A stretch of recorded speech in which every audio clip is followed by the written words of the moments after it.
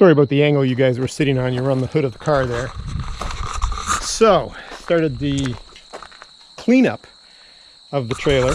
You can see that quite a bit of paint with the pressure washer comes off. I'm not trying to do a beautiful restoration here, so I have to rinse it again because a lot of the paint is now just lying in pieces all over the frame and sides of the trailer. Like all through there. That was all paint before, now it's all coming up. I'm not going to sand this down to bare metal, just going to throw Tremclad on it. So at one point this trailer was red.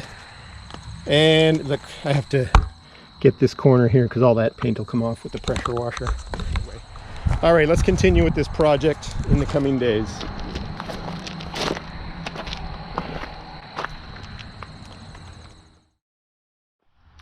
Hi everyone, welcome back to the Woodland Reboot. It's Peter here at the Reboot. I'm in my shop and I'm going to have a crack at working on this trailer again. You remember in the previous videos I've worked on the tires, wheels, suspension, and now I've got the old bed gone. You can check out those links above to see what I've done in previous videos. Now what I need to do is try to bend some of these support rails back to what I would call is even. If I get down here and look with the camera, I don't know that you can tell how well, or how badly I should say, some of these rails are out. So if we take this has a straight edge on one side of it, work it out there, and we're gonna say, mark it up like this.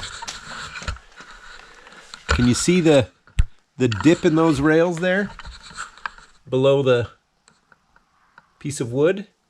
I mean, there is 2 to 3 inches. The first one here is probably 2 inches below at least, and that one's got to be 3. So I'm going to try to bend those up, and past the middle one as well. I'm going to try to bend a couple of those up. Get the jack out, lift up on the bars, and hoping that the weight of the trailer will help bend the metal up as the weight bears down. That's the theory. Let's see if it works in practice.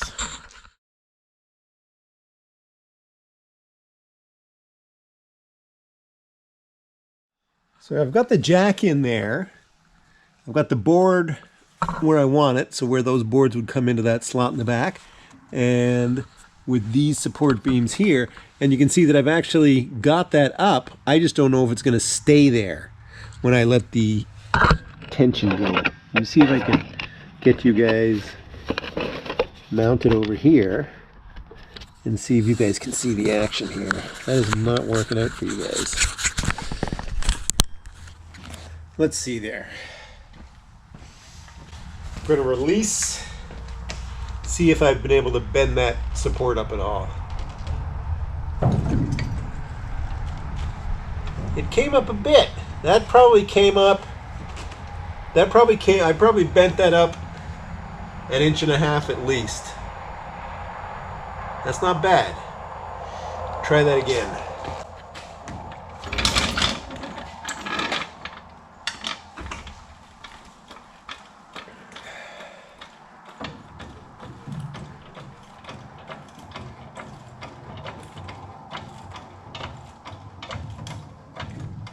See, at this point, the jack is trying to lift the trailer off the ground.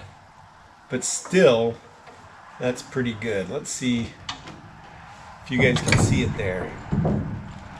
I got a little bit more out of it there, I think.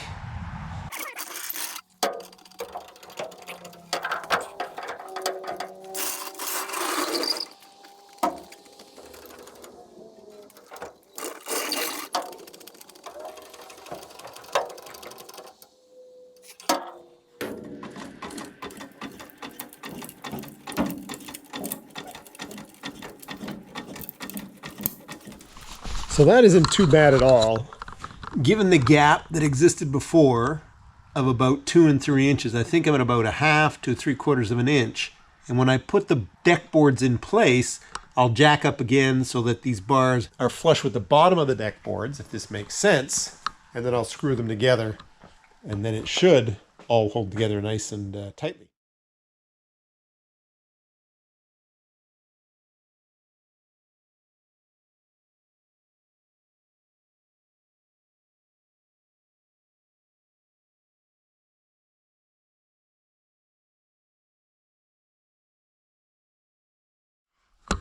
Okay, that is much better than before. That was down an inch, those two there, down 3 inches, 2 inches. So it's not perfect. It's a heck of a lot better than it was before. It's going to make the deck, it's going to be much easier to put the deck boards in place, having bent those up.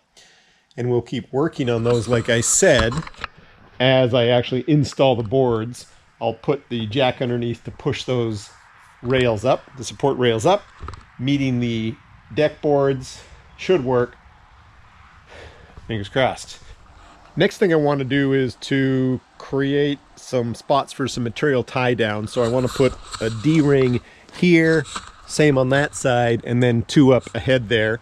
So I'm going to polish off, get down to the bare metal here in 4 spots.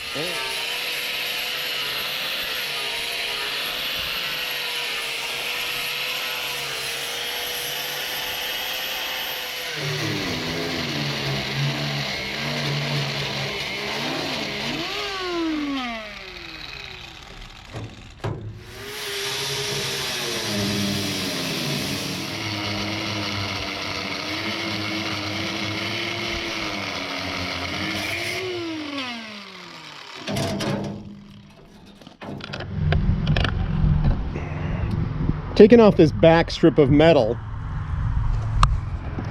because it should make it a lot easier for getting the pieces of deck boards in place. The front ends will slide into this channel here where you can see my fingers. Then they will be secured with metal screws through the deck boards into the cross beams. Lay on top here, and then either I'm going to use that piece that I just cut off, or I'll go buy another piece of inch wide, 6 foot wide, 6 foot long piece of metal that I'll put over the very ends down here and go through into that bottom piece of metal right there with metal screws. So that's the idea. Let's keep going. So what I've done today, you can see quite a bit of mess down there on the ground. I went through and used, what did I use? Where's my tool? Where did I put it? You know, I've just done some cleanup with a wire brush. Also hit it with the air to clean it all out. Things are, a lot of dust and rust is coming out the bottom. Now it's time to start to paint the area where the floorboards are going to go, the deck boards are going to go. And I've got myself some rust paint, some generic rust paint product. Going to put that on all of the cross beams and the axles. And what I'm going to do is put you guys on time lapse because it is painting. It's not too exciting. And guys, as you can see, I've not taken this down to bare metal. This is a rust paint, not taking it down to bare metal. Not trying to do the world's best restoration on a beat up old trailer, just trying to make it look a little nicer for maybe the next 3 to 6 years.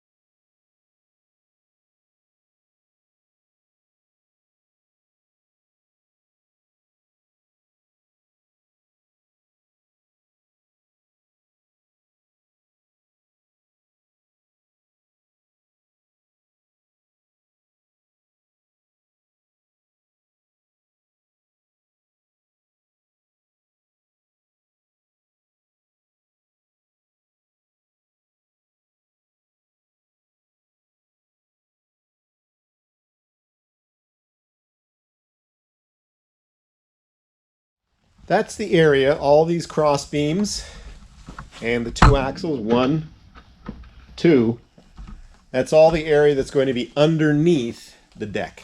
So that's done. One thing I want to do is test the wiring, and at the very least I need to replace that one. That's beat up and you can see it's being held together by tape. The other side here, it's in good shape. Just got to test it to make sure that like I said, the wiring's up to snuff and is working well. Okay, I'm going to continue painting.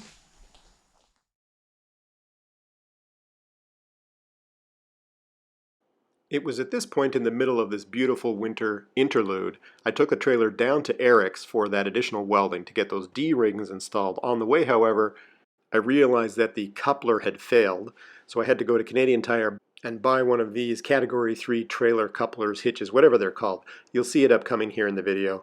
Okay, let's get back to some beautiful snowy scenes.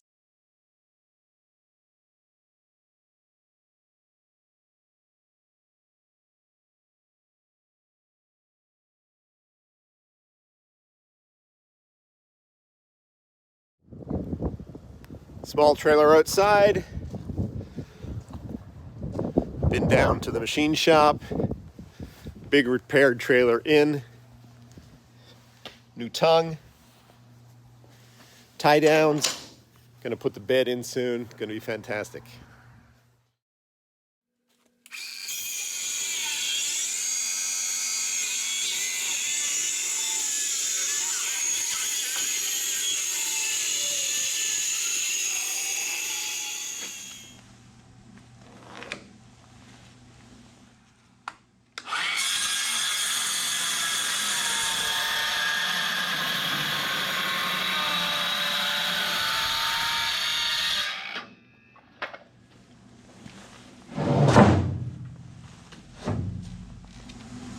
It's also up against the rails nicely.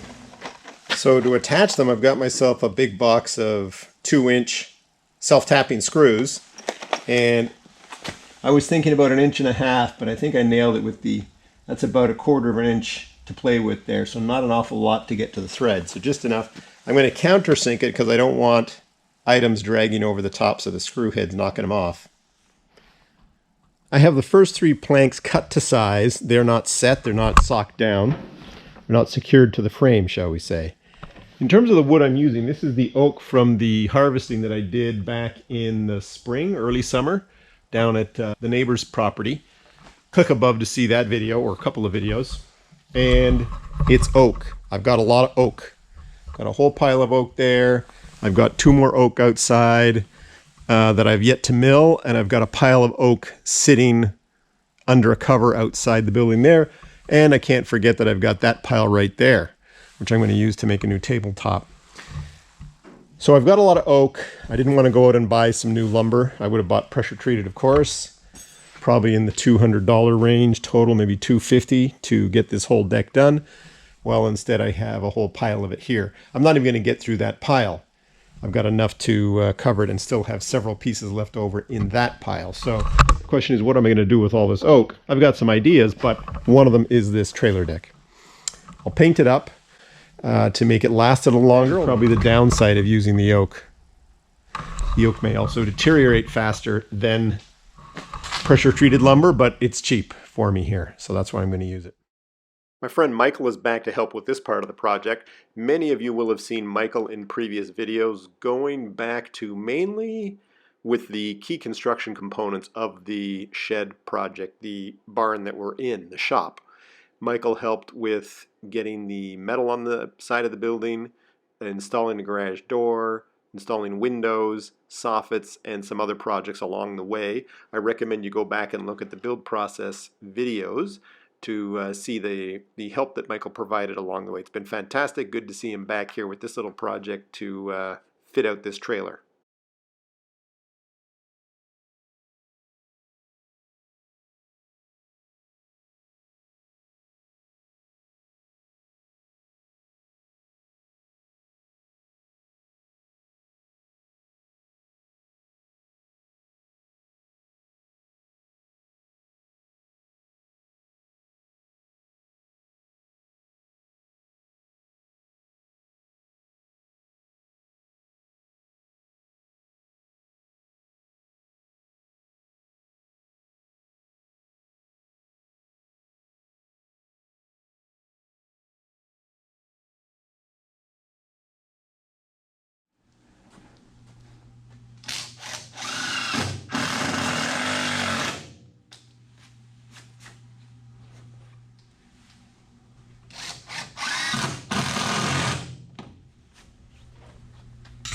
It's been a few days since Michael and I were out here working on the trailer. A little catch up on where we were. I want to also highlight the fact, again, I can't remember if I did it earlier in the video, but I've had quite a few upgrades done to the trailer. The previous hitch had failed, so we had to remove it and attach and have that welded on. We've got some D-bolts, tie downs, 6 of them, 3 on each side. Second one, third one down there, focusing on my hand, unfortunately. 3 on that side, obviously, as well. We've got the oak in place. I'm going to spend a chunk of this morning putting more connectors in. Then I'm going to start with the water sealant that I'm going to put on.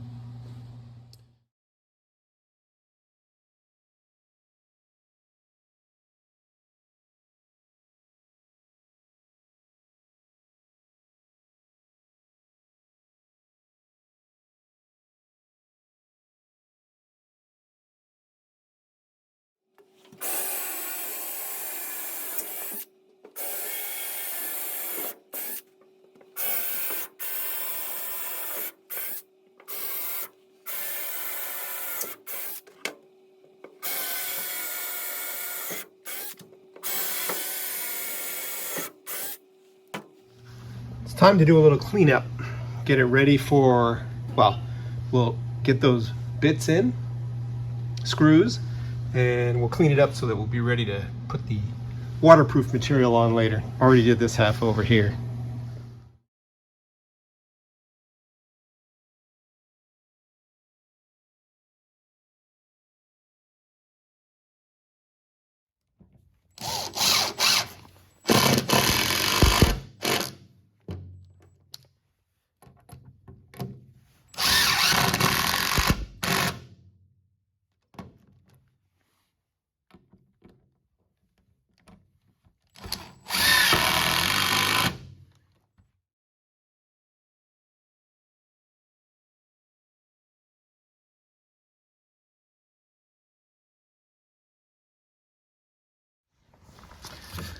So here's the product I've purchased, Thompson's Water Seal Advanced.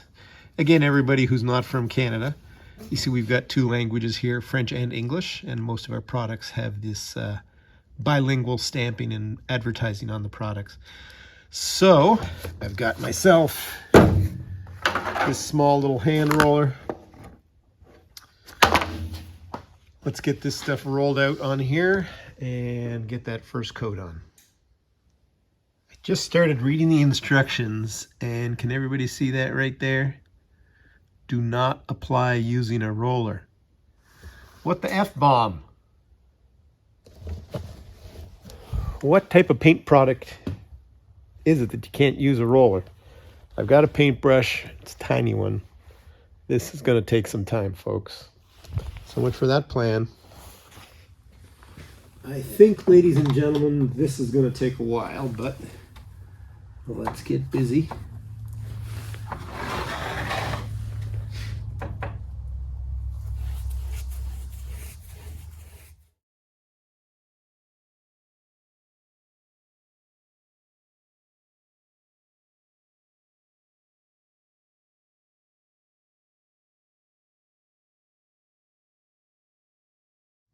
That's the first 4 planks. That actually didn't take too long. I'm gonna say 20 minutes, 30 minutes maybe. Didn't really track the time, but that's what it seemed like. So I'll get, I've got another 7 to do. So I think what I'll do is I'll do the 3 in the middle, and then I'll do the 4 on that side the way I did these 4. Okay, that's 7 of 10 boards painted, 3 more to go over here. And I think I am going to put a second coat on it just because I want this to last as long as it can. There's 1 coat of Thompson's Water Seal Advanced. Do I do 2? I don't know. I'll read up about it tonight, see if there are any recommendations from the company. I put it on pretty liberally, as I said before. Maybe that's good enough. Got a lot left in the can. I think haven't even used a quarter out of that thing. I don't know if you can see the level there. If I zoom, oh yeah, you can see the level there. See how little I used? So definitely have enough for a second one.